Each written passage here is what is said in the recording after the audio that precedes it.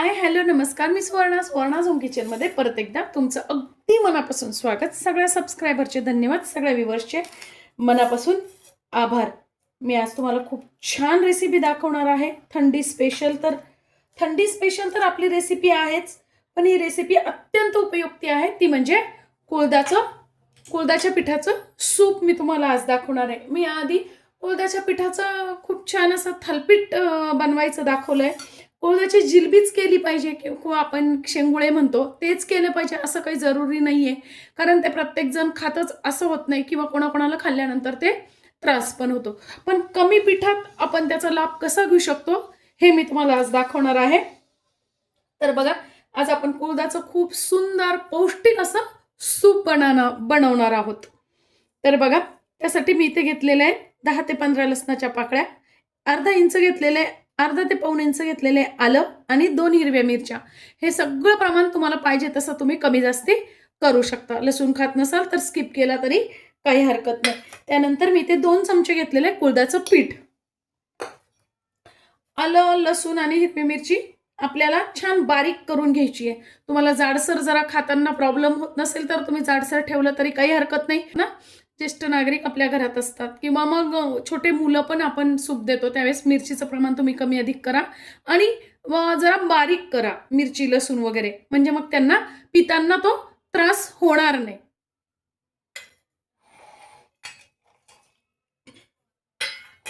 आता हे आपल्याला छान मिक्सरला अगदी बारीक करून घ्यायचंय. आता बघा, बारीक अशी मी पेस्ट करून घेतलेली आहे. थोडंसं पाणी टाकून केलेली आहे म्हणजे बारीक होते. तुम्हाला जर जाडसर आवडत असेल तर पाणी न टाकता केली तरी चालणार आहे. आता काय करायचं आपल्याला, हे जे आपण कुळदाचं पीठ घेतलेलं आहे ना, त्यात आपल्याला पाणी टाकून घ्यायचंय बघा. आणि ह्या पूर्ण गाठी अशा आपल्याला मोडून घ्यायच्या आहेत. गाठी गुठळ्या अजिबात नको त्या पिठामध्ये. असे पिठाची आपल्याला पातळ असं स्लरी करून घ्यायची. बघा, या पद्धतीने.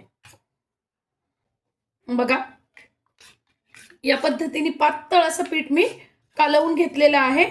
अजिबात गाठी गुठळ्या राहिलेल्या नाहीयेत त्यात, नाही तर मग ते पितांना छान लागत नाही, पीठ लागतं. म्हणून आपल्याला काय करायचं, असं छान अशी आपल्याला स्लरी तयार करून घ्यायची. बघा, या पद्धतीने इतकंच पातळ. कढई घेतलेली मी आहे आणि त्यात 1 चमचा तूप टाकून घेतलेले आहे. शक्यतो सूप बनवताना ना हे तुपातच बनवा, कारण तुपात आपण पितो ना तर ते खायला चांगलं लागतं किंवा त्याचा वासही खूप सुंदर येतो. म्हणून तुपात शक्यतो बनवा. तुमच्याकडे तूप अवेलेबल नसेल तर तुम्ही तेलात केलं तरी चालणार आहे. आता बघा, इथे तूप तापलं की आपल्याला टाकून घ्यायचे आहेत जिरे. मी अर्धा चमचा जिरे घेतलेले आहेत, थोडासा हिंग आणि जे आपण आलं लसूण बारीक करून ठेवलेलं आहे ना ते टाकून घ्यायचंय. आणि 1 ते 1.5 मिनिटं छान आपल्याला आलं लसूण तुपात परतून घ्यायचंय, म्हणजे खमंग असा वास येतो. आता 1 ते 3 मिनिटं हे छान परतणं झालं की आपल्याला टाकून घ्यायचंय पाणी. तुम्हाला सूप कसं हवं, घट्ट पातळ, तसं तुम्ही पाणी टाकून घ्यायचंय. आता या पाण्याला आपल्याला छान अशी उकळी येऊ द्यायची. बघा, पाण्याला उकळी आलेली आहे अगदी खळखळून.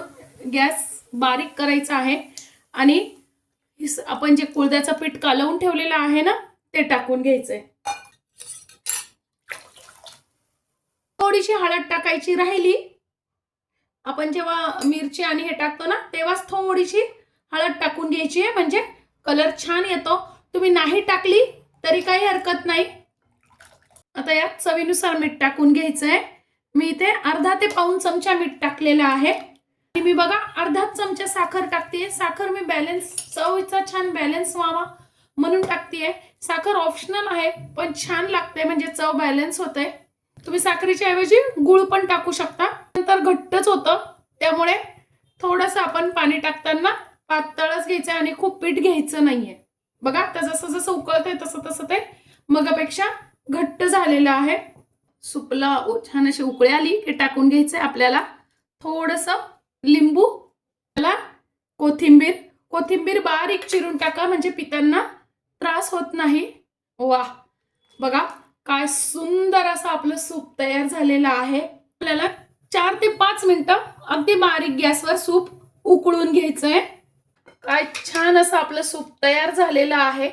असं हे सूप जेव्हा आपण करतो ना मैत्रिणींनो, तर हे सूप तोंडाला चव तर आणतच, पण जर घरात पेशंट असेल ना, तर सर्दी, खोकला आणि सगळ्यात महत्त्वाचा लेडीजचा जो खास करून प्रॉब्लेम आहे ना, कंबरदुखी, तर अशा या सूपनी कंबरदुखीच्या प्रॉब्लेमला आपण बाय बाय करू शकतो।